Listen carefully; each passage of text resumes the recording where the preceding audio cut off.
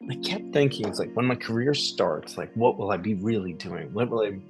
And then I'm 5 years, 6 years in, and it finally dawned on me that, that extra on Broadway, that the soap opera, that is my career. Like no one else has had that.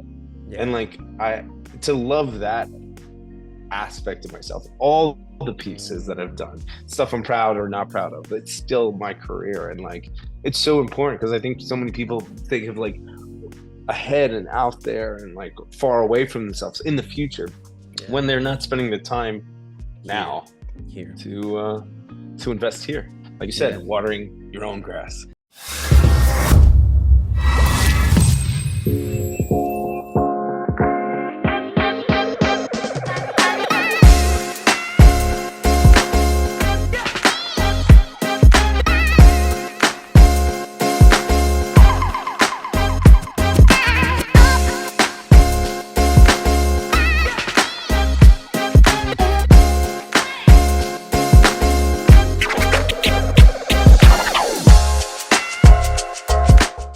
What's up, ladies and gentlemen? Welcome to another episode of the Inspire to Inspire podcast, the place where actors, filmmakers, and content creators around the world can tune in and just gain insight on their own journey.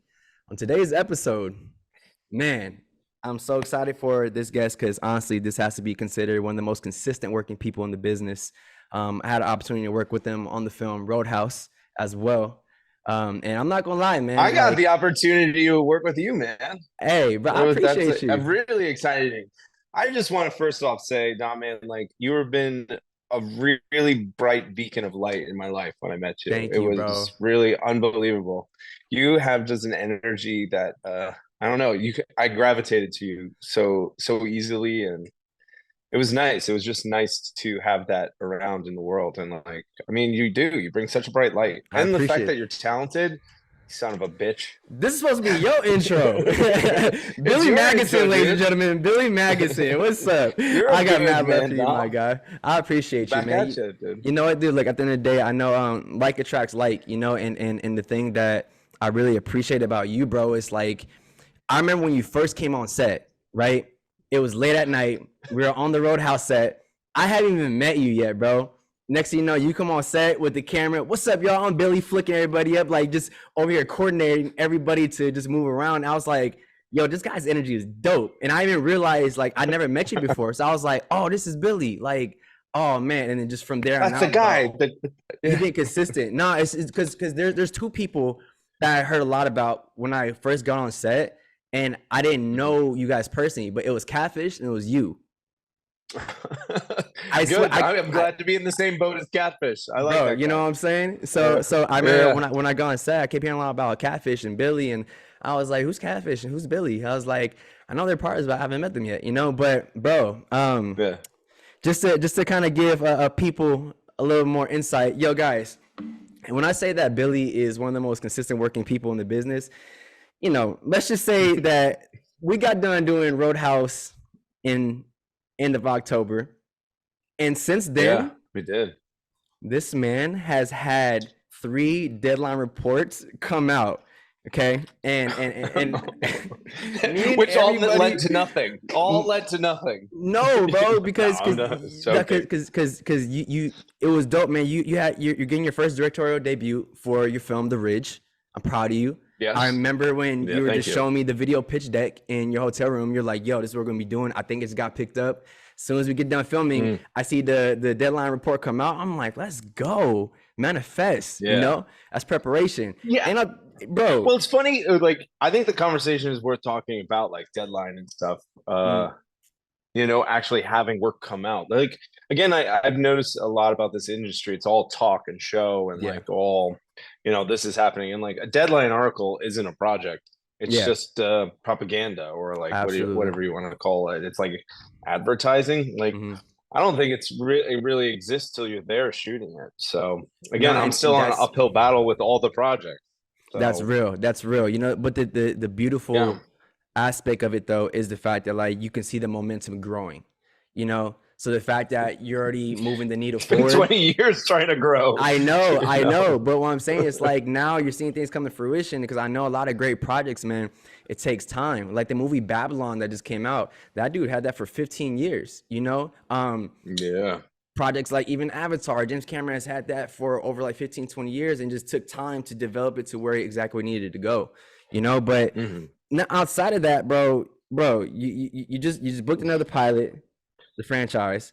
You just booked another thriller. And on top of that, you got what? The Lift coming out August 25th. Lift is coming out. Something like that someday. Lift, we got you and I. You, got Roadhouse coming out. When is it coming out? Roadhouse? I don't know. I thought you said a date. I was like, bro, I didn't even get no date. No, I don't know the date. Ladies and gentlemen, you've also seen Billy in projects like James Bond, No Time to Die, The Big Short, Aladdin, Made for Love, and Get Shorty. So just make sure you go in and tune into my boy. Just to kind of dive into it today, bro. Like, I always like starting off with this question with every podcast, but it's like, what's your why? Why even acting? What even got you started? How did Billy become Billy Magnussen? The why? That's a good question, man. You know, the why. It's changed over time. I have to say, it really has changed over time. When I first started in the industry, I was a young kid coming out of college. I didn't even know what I was getting into. I was in Georgia. I was wrestling, and I ripped a hamstring. I played a lot of sports, but I specifically ripped a hamstring, and I couldn't take a gym class the next term. So they threw me in a drama class, and I was like, "Oh, this is so fun." I thought I was going to go to some like generic like UGA or like Auburn University or something like that. And I had a teacher that said, "Hey, go audition for the school, North Carolina School of the Arts." Surprisingly got into the school. Then it was like just opened this world of like what acting could be. And I went to New York, and I just started auditioning and hitting the streets and trying to run with it all. But when I was there, the why, when I was young, it was more to experience the world as far as it extends a little bit. Okay. And I just wanted to taste it all. I didn't know what it was. And I knew sometimes with acting, if you can get into it, you all of a sudden like study a character or a lifestyle or a type of discipline, as a character. You start collecting that data and that information. So that was like my why when I was young. I just wanted the experience of being like, oh, this guy rides horses. Then I got to learn how to ride a horse, or fight training or dancing or all those things. But now the why, I've said this quote before, like as an actor, you really are only a color in someone else's palette. Like you could be red, I'll be blue, whatever, but you can only be red and I can only be blue for someone else who's the artist. Wow. I love now I'm trying to, the why is like, I want to be the guy holding the paintbrush and painting. And like, that's why I created this company, Bad Bungalow. It's my production company. And we've been putting projects together ourselves. Because honestly, dude, it's so much more fun to work with people you like. Dude, I know. You know the game. Yeah, I know. There's sometimes situations you're like, oh God. You're like, damn. How much longer? Oh, three more months. Okay, yeah, great. Cool. Perfect. I'll be over here. I'll see you on set. No, yeah, but I was gonna say I love how you articulated how the why has evolved. Because when you first start out, man, it's like, I feel like a lot of it is it feels almost like a Disneyland. You're like, man, I just want to experience. I just want to try this. I want to go here. And once you get that experience, you kind of start just to take a step back and be like, okay, now what do I want out of this? Okay, this doesn't fulfill me the way it used to now. And I want to see how I can maneuver this purpose to align with more with what I want. I love the color palette analogy you use, bro, because being the artist who has the paintbrush, bro, it goes back to, I love the conversation we had in the hotel, bro, when we were sitting down and you asked me, bro, I'm about to get into it, but it's when we were sitting down chilling, bro, and you're like, yo, Dom, do you ever feel like after every project it just takes a little bit out of you, right? Oh yeah. And at the time I was like, I don't feel like that. I was like, I don't feel like that because you're like, I feel rejuvenated. Yeah, I do. I feel excited, right? I'm like, because my current experience and where I'm at right now is still like, I don't really feel like it's taken away from me yet. But you know, after a month, 2 months went by, when I saw the movie Babylon, is when everything clicked for me, right? I was like, this is what Billy was talking about, right? When you're at the mercy to somebody's yes for your entire life, at some point it just gets really debilitating, right? And it's the consistency of having to like not be in control of what you really want to do. So when you have first said that, I was like, nah, I don't feel like that. But fast forward, I understand why you're like, man, do you feel like after every project you do, it takes a little bit out of you? Because I can tell after your body of work, you're getting to a point where you're ready to now be the driver. You're ready now to, you know, be in the front seat, and you've put the car together, you've gotten the team together, you've gotten everything ready to go. Now you're ready to go and steer and do it yourself versus just being the color, aka the pawn, you know, just in the big picture of everything. Well, again, like I don't want to. It's so nuanced, and there's so much gray in this conversation.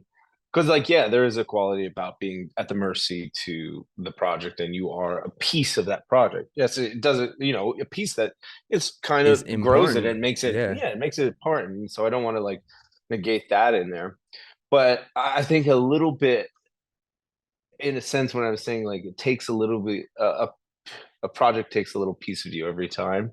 I think it's the time and the commitment and like the depths of yourself you kind of explore a little bit while you go through a project, and it's exhausting, and it's also like you put a scrutiny or an awareness on yourself that you didn't have before, and you're like, God, just going into those trenches and that war of psychology with the character, it takes it out of you, and you get tired, and sometimes you want to just be with your friends and people you love and just like spend time there instead of like, you know, going to the fight. But again, getting into the arena is always so much better than yelling from the outside. I was gonna say the thing is I'll compare it to like boxing. You know, when I used to fight when I was younger, it's like I didn't want to fight every week because each fight, man, after the preparation leading up to it, and then you actually doing the fight, and then like I need like a month or two off just to like, you know, just like heal. Yeah, just like we just put so much energy into this training camp, and we need a second to be like, and I know that like technically like right now, for example, right, with your schedule, man, you got shit lined up back to back, right? You're like boom, boom, boom, boom, boom, boom. How do you find the balance amongst all of that in terms of not getting overwhelmed, or you just keeping yourself in balance in the midst of like staying busy, but not deteriorating from like taking care of like your personal needs for like yourself inwardly, you know? I don't know. Do you have an answer? I have no clue. Oh shit! You know, hey, you know, hey, I got a book right here. No, yeah, I think, you know, I remember talking to my old, like younger alums from my school that were coming out and stuff like that, and I said the most important thing is to set up your life that is not owned by anyone else, and like have your hobbies, your priorities of what you need in your life. Like that is so important. I listen, I forget to do it all the time. I forget to take that advice, but like, you know, how can you perform or recreate the world or act if you don't have a life to feed off of, or to like mirror it up to the world if you're not living it yourself? Absolutely. Being in the arts community, there's like aggressive pieces, and like we just did Roadhouse, which was all about fighting and like aggressiveness. I was like, I want to fight again. I need that actual carnal masculine monster to come out in me again, because I think this industry has softened me in such a way where there's not that outlet of rage, and like I need that personally, like in my person. I just want to like maybe like to take up boxing again, or like I was a big wrestler, like jujitsu or something. I just need that athletic animal hunger out of me. I resonate with that, because that's why I feel like whenever I train, like one of my like first ways of resorting just to get back in shape, I snap back to all my boxing stuff, because it's just more so of like, you know, it's just from wrestling, that mindset where it's like my Go back to church. Yeah, but then you have to start from ground zero every time. And just like acting, in my opinion, you know, every time you get a project, you know, you always got to start from ground zero. But when you get into that gym and when you got to train, comes to like wrestling or fighting, man, there's a certain discipline aspect that comes with it, because based off the work you put in, the preparation you put in, it's going to prepare you for what's going to come. You know, so a lot of times I use like these training methods, or I'll work out comes to boxing wise, because I know that if I'm able to push myself and get certain energy and emotions out here, it'll allow me to be able to actually authentically express that in whatever else I do. And I also don't feel so bundled up, because with this industry, bro, there's so much that comes in at us that we're dealing with that people want our attention. So having an outlet to go and just like, you know, let that bitch out. You know what I'm saying? Like you need that, because it keeps you like, okay, and I can deal with all this other bullshit that comes my way from other people, because you're like, okay, I have an outlet, you know? And even going back to the masculinity thing you're talking about, there's actually this book I've been reading. It's called The Way of the Superior Man. Okay. You got to check it out. It talks a lot about masculinity. By David Dita, right? And it talks a lot about masculinity and understanding the balance of that, right? In terms of like every man, every woman has a masculine and femininity, right? And when you say about the soft thing, it's because, you know, not being able to tap into that masculinity, not being able to tap into that side, takes us away from living at our edge as men, right? Yeah. And what I like what this book talks about, it talks about, you know, not fearing fear. So if it's something that's going to make you uncomfortable and it kind of feel like I feel like it's going to challenge me, but almost like you need to go do it, because it's going to 100%, man, keep you at that edge, you know? So when you say like, I need to go, like, I understand that, because that's just the masculinity side that just needs to just, you know? Yeah. And it's like just natural. Like we need to do that. We need to feel, we got to feel the hunt. We need to feel that. I don't know, that aggression. I need that monster to come out every once in a while. And like, don't get me wrong, like doing like a villain or whatever, it comes out, but it's far and few between, and it's not like it's controlled, but you know, it's like the whole thing. So what do you still love this industry? I love this industry, man, and I'm gonna tell you why. It's because of, look, with any industry, I feel like there's gonna be pros and cons, right? Yeah. And I feel like what keeps me in love with this industry, seriously, is being able to authentically build with people like you, people like Catfish, just people that I've been blessed to be around over the course of years and build like organic relationships with, and being able to inspire each other through, rather just be through action, rather it just be through, you know, we don't have to talk, but I can see what you're doing. I'm like, yo, this dude's working, man. Like that inspires me. That makes me want to wake up every day and be like, hey, another day, another dollar. Let's get it. You know what I'm saying? And being able to create and being able to, you know, do all that side of things is what's exciting. Now, on the flip side of it, I know there's a lot of bullshit that comes with this, but I know energy flows where energy goes. So I'd like to focus my attention on how can me and the people around me continue to add value? How can we continue to service? So, okay, cool. We book a show, we book a movie. Awesome. But outside of that, like, what are you doing? You know, are you creating? Are you putting things out that's going to help people out in terms of a business, an idea, a film? Like, what are you doing? You know? And to me, that's what I love. I love that there's like no ceilings, you know, almost, versus like there industries. Is. Anyway, well, that reminds me of a quote that you said to me. Do you know what quote I'm gonna say? It's not about how long you've been alive, but how long you've been paying attention. No. Oh shit! It's about grass. It's about grass. Yeah. You want to take time to water your own grass, because if you keep watering somebody else's grass, you think the grass is gonna be green on the other side. You're just gonna find out that you're just watering that person's grass versus your own. You know?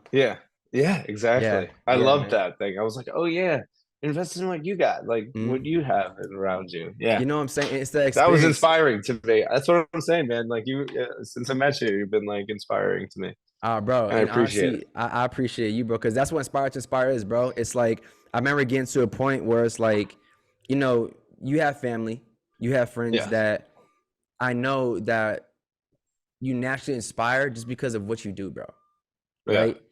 And sometimes people try to correct me like, yo, isn't it aspire to inspire? I'm like, no, we're not aspiring to be inspirational. We're already inspirational. We're just taking things to another level. But when you're inspiring, man, inspire somebody else to live at their best version. And when they do that, it inspires the next person to do the same, you know? So like, what were some of the things that you struggle with and you feel like you grew out of, or did you grow out of it? You know what I'm saying? Just in your process of getting to the point where you're at now. The biggest struggle that has always been present, and I don't think it ever goes away. I think there's just management of it, is comparison. You like think of, I remember when I first started in New York, like, you know, the pool in New York is different from in LA. Like New York, if talent comes into New York, it spits the bad talent out really fast. It kicks it out because you can't live here, you can't make a living, you can't do it. Kicks you out. Gotcha. In LA, so that you're 1 to 50. In New York, I really feel that way. If you're going in for a project, you're 1 in 50, and especially at that age, like you know, 22, 23. And then in LA, you got every, you know, prom king and queen, or, you know, theater major coming to LA. That's 1 in 10,000 now you got against you going up for a role. And we got so good. And so, like, again, in my 150 group in New York, we got so good at being like, who's going to get this one? Is Phil getting this one? Is Steve getting this one? We would know going into an audition who your competition was and who would usually get it. In that sense, it was fun, but it still is like you're comparing yourself. Absolutely. You're comparing your art and who you are to other people. And as it gets bigger and bigger, the names you're paired up against or you're going for a role with against, of course you start comparing yourself to them. And now with the advent of social media and all that, you're comparing yourself at every aspect of who you are to the entire world at every given moment. So that has always been the biggest struggle, I think, is like not understand my journey is my journey and it's no one else's. And that's the unique beauty of it. Absolutely. That is the beautiful point. But you still naturally go into this place of comparing yourself and like, why are they getting that? Why are they getting the ups and downs? The truth is, man, it's all chaos. It's all random. Talent, you know, we always said like the best actor is waiting tables right now, you know? Yeah. You know, it's that's why I love the book, The Alchemist. You ever read that book? Oh yeah. And you know, it's always such a reminder of how important the story of journey is, right? I feel like I dealt with that for a little bit, like in my earlier years in terms of being an athlete, right? And you know, but that's different with an athlete. You are in the cage, you're in the ring. But let me tell you, let me tell you why it's not. The reason why I had to snap out of that, for example, is say when I was running track or when I was boxing, right? A lot of times I'll be worried about what were some of my other teammates doing. Like if I would do something like, and I see that they would do a double day or whatever, like just, I would always try to compare myself with them in terms of like getting in shape or whatever. But then I started doing things that just wasn't efficient. I started actually kind of hurting myself. I started doing things that was like, why don't you just rest? Why don't you just listen to your body? Just because you know so-and-so is running 3-4 miles around doesn't mean you had a hard sparring session earlier. Like, what are you doing? You know, so having that inward intelligence of knowing what's good for you versus other people. And then now, right, when it comes to the acting side of things, you know, when it comes to people booking or working or doing this and doing that, nobody knows what that person dealt with prior before they got that. So for anybody to compare and be like, well, damn, well, I've been doing this for this long and this person, like, dude, that's not your journey. That's not your role. And I learned this when the movie that I did with Johnny Depp, bro, City of Lies, it took 5 years for that movie to come out, bro. I did that in 2017. It came out in 2021. And that taught me right there to just, you know what, just stay consistent. You know, people like Michael Jordan, people like Kobe Bryant, right? I'm using athletes as an example, but one thing I love about their mindset is they just focus on putting the work every day. Every day, get 1% better. Every day, 1% better, 1% better, and do the things that most people are willing to do, because you'll become the person most people will follow. So hearing like the comparisons, I had to stop that fast, because you know why, man? Like, I know whenever I've got my blessings, I'm like, oh man, this is like the timing. Like, I don't know whether other people view it, but man, I had 30 auditions that didn't go my way prior, and this one finally did. You know what I'm saying? So investing in the I love that you brought up the comparison. You know, that's a big struggle. It really is. It really is. And then I think it's knowing like the perfect job is the one you're doing right now. Like, always remember that. Like you said, it goes back to consistency. Dude, it's the best job in the world. You have a job. Yeah, like, bro. Doesn't matter what it is. It shouldn't be different if you're on the West End or doing an off Broadway show or doing a whatever Instagram video. Like, be consistent. Absolutely. You know? And even in terms of consistency, bro, like the thing that I actually really appreciate about you, man, is I could tell right off bat, just from the 2 months of being in DR, bro, it's like you're one of those people where you treat the CEO the same way you treat the janitor. Right? Yes, you're so kind to everybody, bro. You give out so much good energy and good love. Not always, you know not always. But it's if somebody's not fight getting for it, things. I know you'll fight for things, but I'm just talking about the majority, right? In the majority, I love how, again, you walk into the room and you're just authentically yourself, bro. And a lot of people struggle with that. A lot of people don't know how to be authentically themselves. And not in a way where it's intolerable, but in a sense of, again, this is what me and Catfish talked about in the last episode. You know your value. You know what you've been doing over the course of years. You have a pretty strong idea of how things should be ran. And if things aren't going a certain way, it's like, all right, no, I think I don't know. I don't know how anything should be ran. I just know if it's vibing or it's not vibing. And but like, that's obviously, it though. It's the energy. That's what I'm saying. You can tell when, for example, if we're in a situation, right, where things are just taking way longer than it should, you just know from experience, you're just like, yo, what are we doing? What's going on? What are we doing? Making a decision now. No one's making a decision. Everyone, exactly. Sometimes people in this industry are scared to make a decision because they don't want to get in trouble. But like, that's art. You should be throwing shit against the wall. Absolutely. You should be. I think you should have the free. Like, I'm stealing this from Corey Stoll. Actually, I heard him say this. You know, acting in this profession, it's a tightrope walk. Literally, you have to have the imagination and the joyful playfulness of a child, but at the same time be an absolute professional.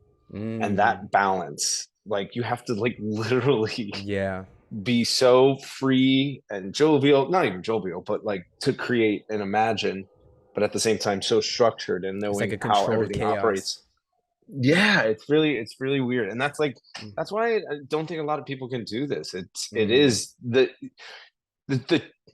trick, or I want to say a trick, because I don't know how to get there. There's some, for me, there's just like a permission to play a lot of times. And you have to be able to switch it on, even in the most chaotic moments.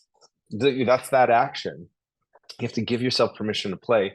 And like, trust me, I've been in a situation where you can't like, shit's too much, and they're like telling you to do this like really emotional thing, and you're like, what? How, with the chaos that just was going on, now you're asking me to just like change the energy completely? It's tough, but that's it's kind of the job. Yeah. Just to kind of just pivot a little bit, you know, so look, like over the years, you've been blessed to work on all kinds of projects, all kinds of movies, all kinds of shows. Now you're stepping into your first directorial debut, man. So how's that feel? You know, what's the process that like right now? Like, do you feel like this is something your heart's been itching to do? Are you excited? Are you nervous? Like, where's it at with it? I want to say I'm excited, very much excited to direct. But again, I'm more about like, it's about the community experience. It's everyone is the artist there on the day. Like, you're there to create something. And I think that's lost a lot at times in productions. Like, there are hierarchies and all that stuff. And the truth is, man, the best idea should always win, because we are there. We're giving our time to it, and you have to, you know, be open and responsive. I'm more just trying to create an environment to like hang out with friends and shoot a movie, bro, and just be like, let's play, dude. That's the shit, bro. I swear, it's like we never stop being like big ass kids, you know what I'm saying? But at the end of the day, it's like I love the fact though that you're so committed to just creating an atmosphere of joyfulness, right? Yeah, that's it, bro. And it makes the experience, it makes it that much more pleasurable, because when you get on a project or a group of people like that, you're like, this is why I love it. This is why I like doing it. Because when you have those other experiences, you're like, yeah. Or like my production company, Happy Bad Bungalow, our what do you want to say? Our phrase, or what we use, our theme is, it's follow the fun. Just follow the fun. So and like fun can be a dramatic scene. It can be a jokey, sticky thing, but it has to be something that like, oh, I want to show up every day and like follow that. I want to go into that challenging thing. You know, something that I like to do every day is I like to chase joy. Is what I say. Right? When you wake up in the morning, like every situation gotta be filled with joy. Like from the minute I get into the shower, I start doing my morning routine, you know, because when we are able to be at a joyful state, man, that's why I feel like we're at our best frequency of manifesting, because you're actually in a state of gratitude, right? Because that's what it feels like when I'm around, like when I was around like you and Arturo and Catfish and all the boys and shit like that, and JD, right? I was like, man, this just feels like summer camp, right? And it's just like, it's such a good energy, and just it's crazy how it can actually expedite your growth process, just because you're around people like that. I want to challenge your thought though a little bit. Okay. The chasing the joy. What was the word you used? Chasing joy. Chasing joy. It's funny, like, I follow the fun, chasing joy. Thinking about it and singing out loud. Again, like there's a great quote, I don't know where it came from, but like happiness is like a butterfly. The more you try to chase it, it'll go away, run away.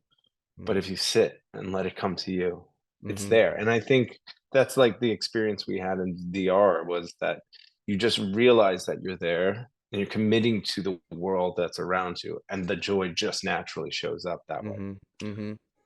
Yeah, it's I don't know if that makes sense. No, it I just feel, I think it's dangerous to say like chase it. No, you're right, because you know what, I like that you articulate that, because I said something on one of the other episodes where like there's a difference between chasing and desiring. When you chase something, you're like trying to force something to happen in a time frame it's not meant to happen in, versus when you desire it, it's something your heart wants, so it's something you just allow to come to you, you know. But the reason why I guess I say I chase joy is, you know, every morning we have the opportunity just to get up and make a choice, right? So I choose to feel joyful. I choose to put myself in environments around people that I don't say make me feel, but that bring joy to my life, because nobody can make me feel joyful. That's a inward thing that we all have to do ourselves. Nobody can actually physically make you know that, right? And so I guess that's where my mindset is kind of around it, where it's like, nah, like I would rather not talk about people or problems or gossip. I'd rather talk about ideas. I'd rather talk about what we're creating, you know. Where's your focus at? Like, have you been reading books, you know, or what's like, just let's have a power talk, you know what I'm saying? So that's more so like what 100%. I kind of stand with it. But I like what you said though, like still not chasing, but that's why you said like chase the fun. That's why I said like, follow the fun. Follow the fun. Follow it will reveal itself, and then just go follow it. That's I think that's what I was trying to imply with it. Chasing, because I think every time I've chased, like, and I'm just relating it back to auditions or projects, it seems the harder I tried to get it, I wasn't gonna get it, bro. And it's not until it really hasn't been until I was like, my career is my career, and the only thing I have control over is the attitude and the discipline of work that I bring to it. So that's all I can not afford, but be in control of. And again, I'm a controlling person. I want control all the time, but yeah, you really have none except yourself. Do you feel like your family had a big impact on you growing up when it comes to like deciding to get in as to become an actor, or just to even operate how you do in terms of handling things, you know? Yeah, I would say, I think, growing up, I grew up in a carpenter's house. My father's a carpenter, grew up in a workshop my whole life. And my mother and my father created an environment for me to explore any avenue I was interested in. Like, even if it was tough for them, they still gave me the opportunity. And looking back now, I'm like completely grateful. But I remember when I told my dad I was gonna go, I was like, I'm gonna be an actor, and like, Dad, I'm gonna be an actor. His reaction was,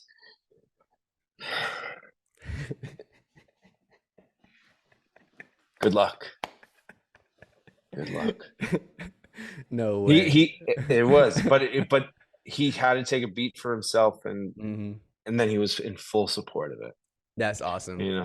Because and the fact that it's has gone this much this far, it's been unbelievably lucky, man. Bro. It's all chaos. Again, like, can't chase it. And I'm lucky to have it come into my life. That's awesome, man. No, because the reason why I brought that up is because, being an actor, a filmmaker, being a creative, right? I think having a strong foundation is important, whether it becomes from your family or your group of friends.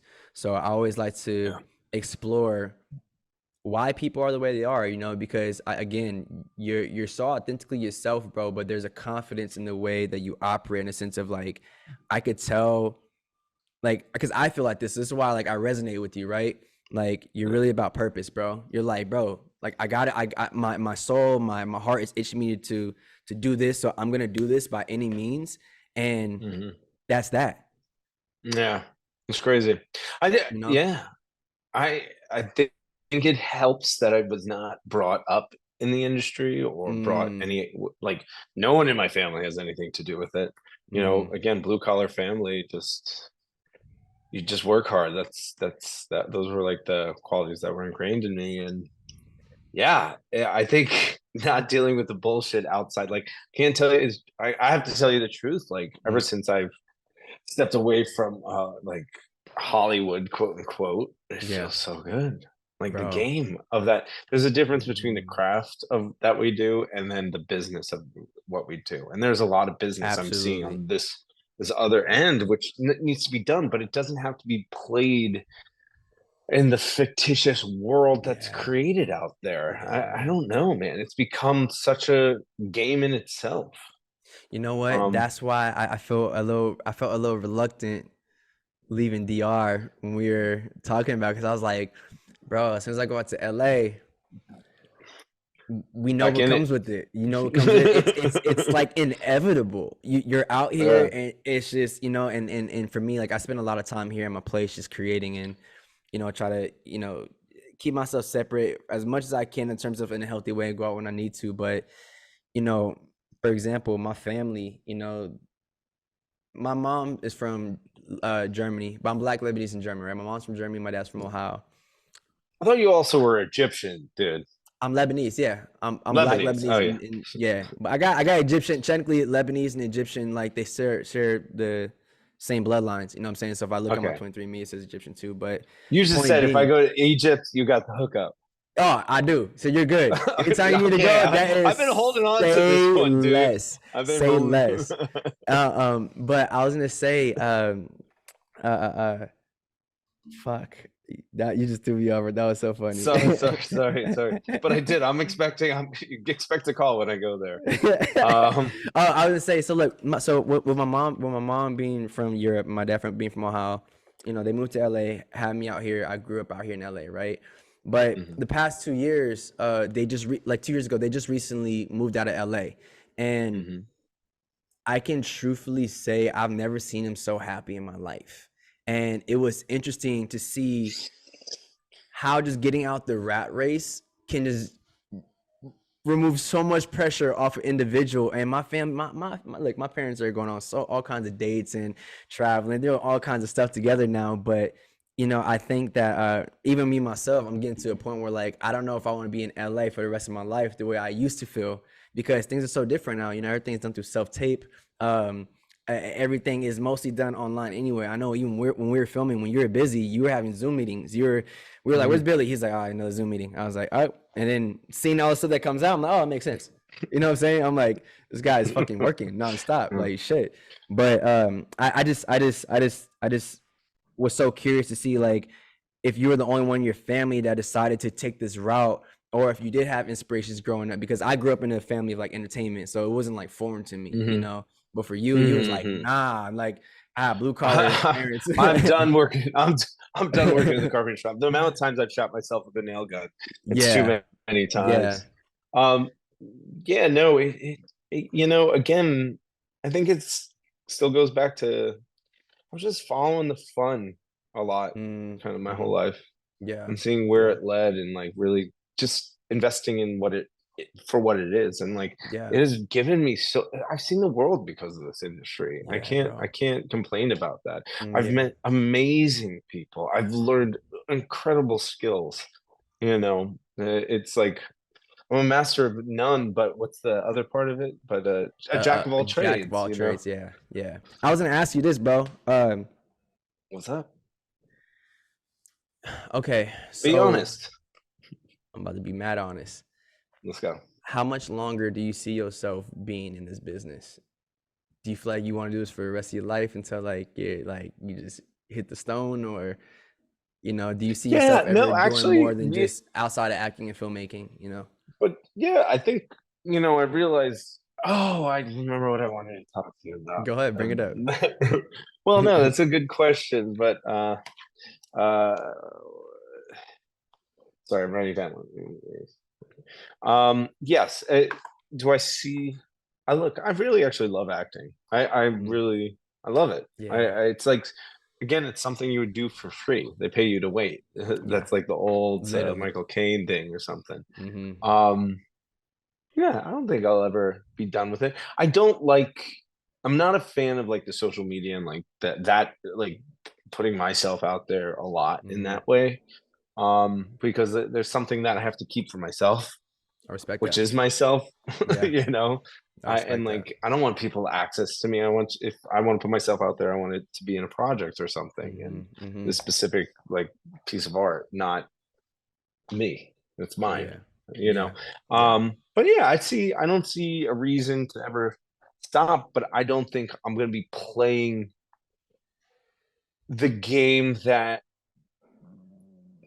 people think you're supposed to be playing, like the hierarchy. What is that game? Like, what is that game exactly? Popularity contest. That's all it is. It's popularity contest. That's all. It doesn't matter. Like, again, I don't know. I'm gonna just, if a project comes up and I love it, I'm gonna do it. Yeah. Because again, we only have a limited amount of time in this world. Like, I'm gonna do it. Be doing the things I want to do. I hope I don't get forced out. You know, I don't know. You know, but I don't think you will, because the difference is you're taking the creativity in your own hands as well. You know, in every episode, I like to. Again, I've had it build up that way. That wasn't like, but at the same time, I think you can start at any point, like, and be creative and do. But that, which brings me to the thing I wanted to talk about before, was what is a career? Like, I remember doing projects. I was like, my first project, I was like a glorified extra on stage on Broadway. And then I was on a soap opera for 3 years. That was my first job. Then I got like an independent job here, film, blah, blah, blah, guest star on a TV show. And I kept thinking, it's like, when my career starts, like, what will I be really doing? What will I? And then I'm 5 years, 6 years in, and it finally dawned on me, like that extra on Broadway, that the soap opera, that is my career. And I got to be cherishing Wow, I can't say it. Cherishing. What is the word? Hi, Asifer. Cherishing. What is it? Cherishing. Cherishing. Yeah. Those that is my career. Like no one else has had that. And like to love that aspect of myself, all the pieces that I've done, stuff I'm proud or not proud of, it's still my career. And like it's so important because I think so many people think of like ahead and out there and like far away from themselves in the future when they're not spending the time now here to invest here, like you said, watering your own grass, bro. I mean, that's why they say the present's a gift, bro, you know. Because like I had to learn myself to separate the difference between anxiety and depression, you know, because you get to this point throughout career sometimes where you'll either be in one phase where you're always thinking about like what's next, you know, because bro, we do a project and as soon as we get done doing it, they're like, what's next? It's like you just rocked it. Like we just don't like I'm in that window right now. I'm itching for a job right now. I'm freaking out. No, I've had like 2 months off and I'm like no, but it's like also, as much as I know you probably feel that way, it's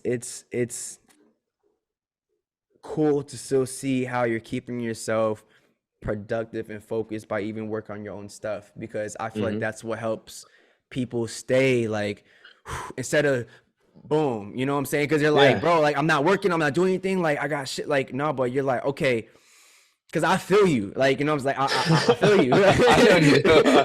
I fucking feel you, bro. So it's like when you're at that point, you know, and going back to even the depression side of things, you get to a point where like, man, like, when you have a period when you're not working, you start thinking about maybe stuff in the past randomly sometimes, right? You're like, you're just, and that creates a depression. So, you know, staying balanced amongst all of this, I think is just like so key, and hearing how unstable place. In an unstable place. But that, I want to be like, we got to be honest, like, or I'd like to be honest, like this industry is not safe. There's nothing safe about it. You can be crucified at any moment. You can be thrown under the bus. You could be tossed away. You could be devalued in a heartbeat. Yeah. And it's like, it's not an easy business. It's not. It's not at all. It's not healthy. And we're not sane people for doing it. I don't think any creative is sane. I think that's but at the same time, but at the same time, god damn it, those peaks are really nice. Those peaks are, bro, I love you said that. You know, we might experience some lows, but when you get to those highs, and that's why I feel like it makes it so addicting. It is a drug, because you get to those highs 100%. And you know, that's why I love talking about, you know, meditation and doing things like breath work and doing things that keep you connected with source. I should say, I don't want to really say the word humble because it has a lot of like, I feel like perspectives on it. No, like, I understand what you're saying. Humble, but like being connected with source and not losing yourself in this business, right?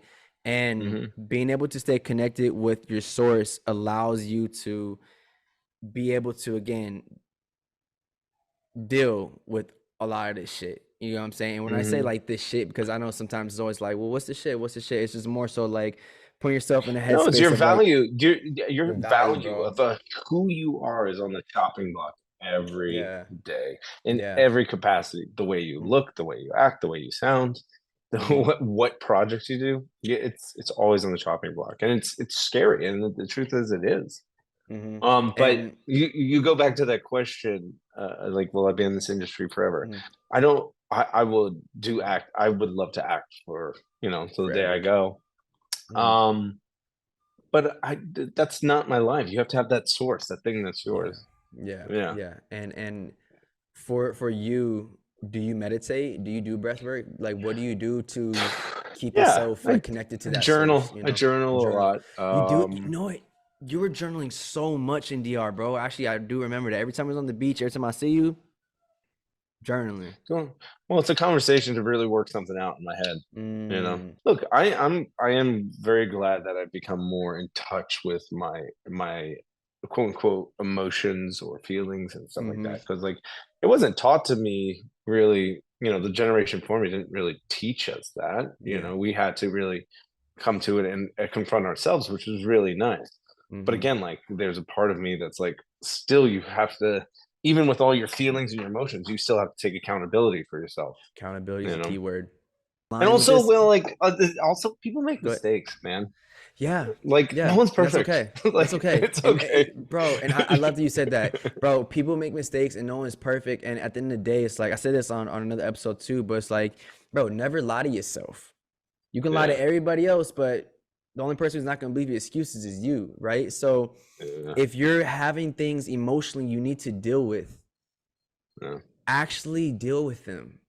Like when it comes to like, if you're feeling like you need to grieve, you need to weep, or you need to do some type of like release, you're not a punk for that. You're not lesser than. You're like handle that, because on a lot of the times the other side of that is joy. A lot of that is realization. A lot of that is like, I've seen this video where this guy was like holding a rock underwater. He was like, this is how people hold their problems, and sometimes all you gotta do is just let go and you just float to the top. You know what I'm saying? So sometimes that emotion we're feeling is that rock we're just holding underwater, and we just gotta just let it go. We gotta let it go, and then we'll float back up to the top and not be as heavy, and so be accountable to like what you're doing. Like if you're complaining and you're not putting the work, and you're looking for, like, it doesn't go hand in hand, but it's like, hey, you put in your best foot forward every day.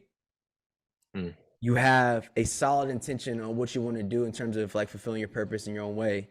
And then now, if you're going to have good days and bad days, of course, you know what I'm saying? But don't let the bad days outweigh all the good days, because it's like that thing that I think it was Albert Einstein, where he did this thing. We had 10 math problems, 9 of them were right and 1 of them was wrong. And then the whole class started laughing, and he's like, see, this is how they look at you in life. I got 9 of them right. I made the 10th one wrong on purpose, and that was the only one you guys focused on and pointed me out on. I was like, damn, because people will focus so much on that one bad thing when there's people just want to be a hair superior, to be like, hey, everyone. And that's what this industry is based on. Everyone wants to be superior. It's just like, we know what bed we're laying in, what I'm saying? So it's got to just, my podcast might be a little downer, whatever. You got to get our yours. Let me tell you this right now. I love this, because this type of podcast, this was the information that I was looking for. This was the conversation I wanted to have with you, bro, because again, you have experience in this. There's so many dichotomies of, I've been here, I've been through this, but then there's this side of things and there's this side of things in terms of even your why. I love how you broke down how your why has evolved over the years. Yeah. And I know in another there's been times there was no why. And like, you go, bye-bye. I don't want to be a part of it anymore. Yeah. So many times. It's been a constant journey. Yeah. I love it, man. How have you dealt with rejection in this business? In beautiful ways and horrible ways. Yeah. And my biggest thing in this industry, that the problem is, you get 1,000 no's, right? You always get no's. Yeah. But that one yes is the winning thing. Yes, I got the yes. That's great. Yeah. It's not the no that bothers me. It's the inability for people to say it sometimes. Like, just, you didn't get it. Okay, cool. I could go live my life. I don't have to sit with it now. Like the non-answers is what drives me crazy. Rejection doesn't bother me. Like, because at the end of the day, I could go to bed and like, I'm still myself. I like myself. I love that. It's cool. I got good friends. I got family. I love that. But it's accountability for just tell me so I can go move on with my life. Like that's how I feel as a director, or like I hate working with directors that don't, they don't communicate. You go like, that's not it. Okay, that's not it. So I'll go a different route. but it does, like, you don't, again, we're in a creative art and subjective. Like, they might not have the answer. Just be like, that's not it. I need you to do something else. And okay, like, I'll do that. Cool. That doesn't clear. bother me. Yeah. But if you give me a non-answer or a vague answer, it's like, what are we doing? This is not specific. And so, like, the biggest time, the rejection, it's more, just give me the answer. That drives me crazy. It's that limbo stage where, like, did I get it or I didn't? Because if I can make a choice, I'm like, I could just put it away and throw it away. You're so right, bro. Because that feeling of, like, when you're just really waiting for that call, we're just waiting, waiting, and then like a month goes by, and they give it to Ryan Gosling. Yep. And then you get the email. Unfortunately, we went another creative route. Yeah, I see. But it's which again, like, it never bothers me. Whenever that shit doesn't bother me. You know, if someone was like, you're a piece of shit, that you're so horrible. Yeah. I'm like, I would rather just be like, let me know what's going on, because it's just sitting in the dark waiting that, like, drives you, like, yo, what's going on? Like, what's happening? You know, I'd rather you just tell me, like, hey, we got somebody else in consideration, or hey, we're going another route, than to be ghost, you know? And hearing how you articulated that, bro, I think it needed to be said, because I never thought about it like that. I'm not gonna lie, because I feel like I deal with rejection. I think how many times that happened to you? Like, there's been projects you've been so excited about, and I think like a lot of times agents, you know, sometimes agents and managers they're great people, and sometimes, you know, maybe they're in the way. Sometimes, like, it's part of the process that shouldn't be there.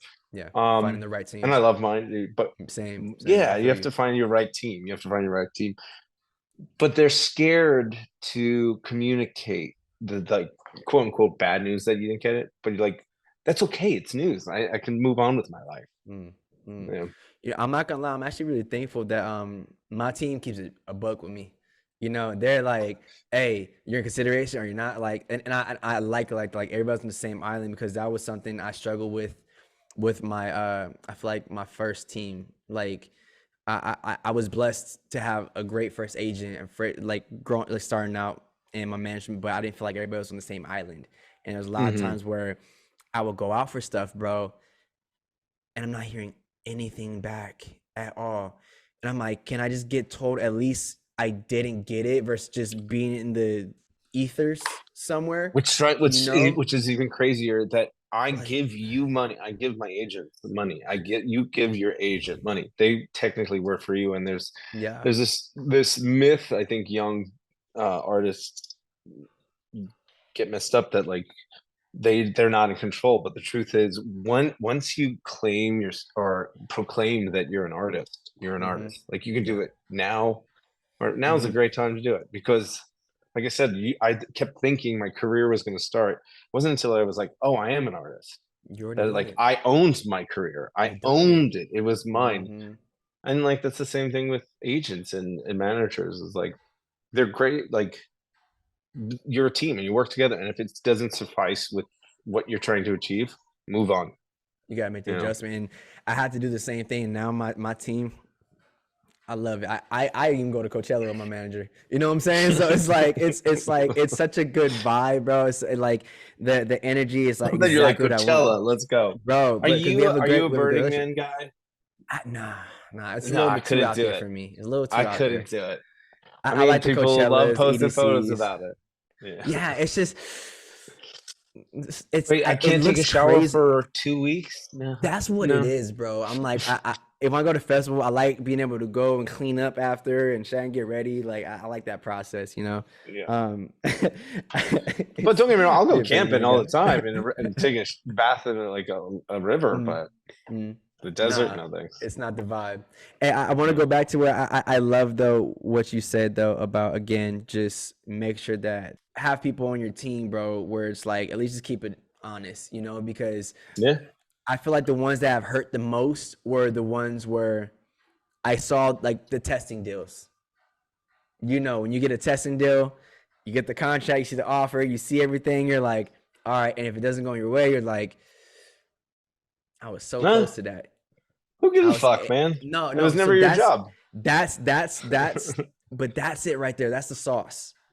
That's the sauce. And that was something that, again, I had to learn over the years to be like, all right, well, like you said, it was never your job yet.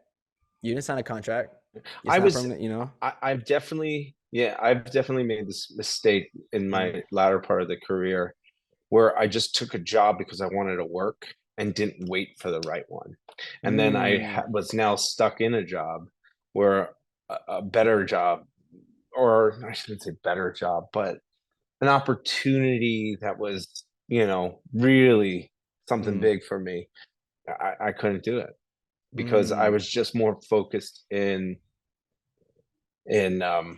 just getting a job and working and not feeling crazed, Yeah.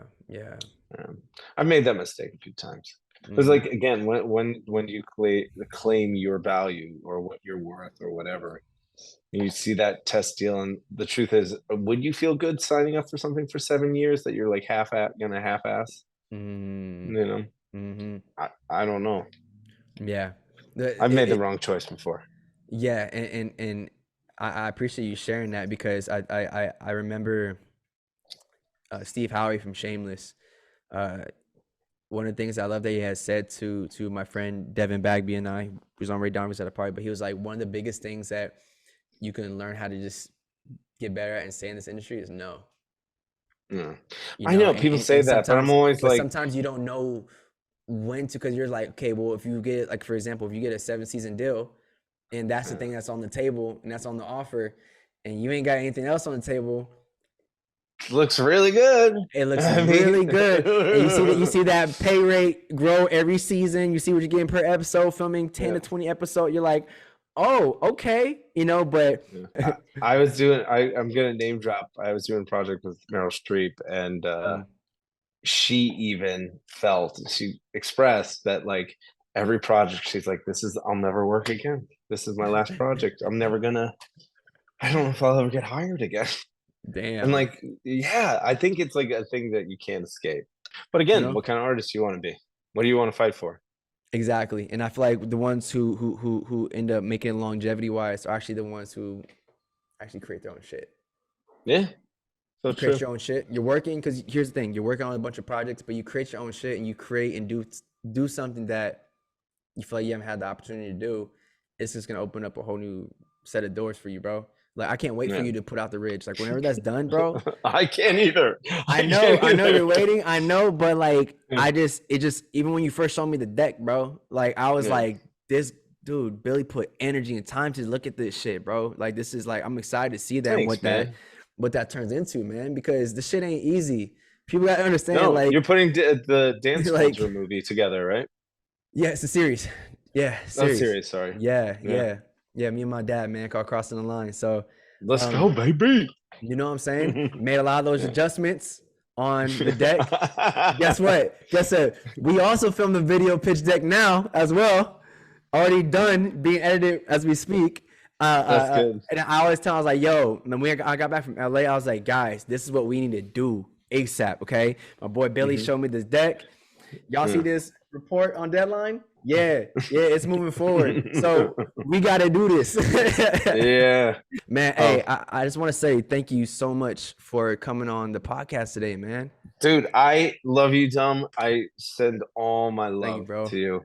Honestly, you've inspired me so much, and you've always been a bright light, and I hope our paths cross much, much more. Bro, I really definitely will, bro. I appreciate it. I got mad love for you, bro. And same thing, man. For real, like you really lead by example, bro. And the ones who lead by example are the ones that just do it with action. You ain't always got to talk about it. So I appreciate you. You already know we're going to link when you in LA, whenever. Let's make it happen. Yeah, I want to play golf with you. Yeah. Let's run it. Run it. I'll run it. Hell yeah. Well, ladies and gentlemen, Billy Magnussen, make sure to go follow my boy. Check out The Lift coming out August 25th on Netflix. And just keep in touch with what he's doing, man. He's always doing something. I love you, Dom. I love you too, brother. Hey, appreciate you so much, brother. Have a good one.